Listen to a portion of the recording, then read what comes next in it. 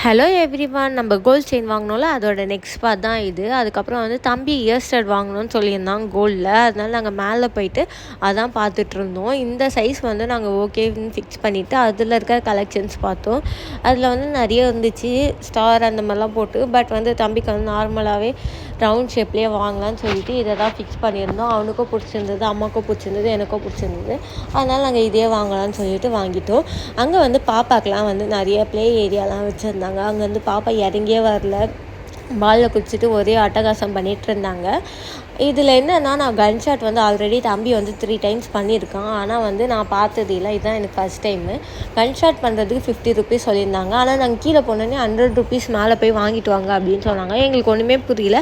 தம்பி போய் வாங்கிட்டு வந்தான். அவன் வாங்கிட்டு வந்ததே நான் பார்க்கல, பாப்பா பின்னாடியே ஓடிட்டு இருந்ததுனால. அதுக்கப்புறம் தான் பார்த்தா அவங்க எங்ககிட்ட கேட்கவே இல்லை, ஸ்டட்டு வாங்கினீங்களா என்னன்னு கேட்காமையே கன் ஷாட்டுக்குன்னு ஒன்று வரும்ல, அதை வச்சு வச்சிட்டாங்க. ஒரே மனசு கஷ்டமாக போச்சு. அப்புறம் வீட்டுக்கு போய் கஷ்டப்பட்டு கழட்டி வேறு மாட்டோம்.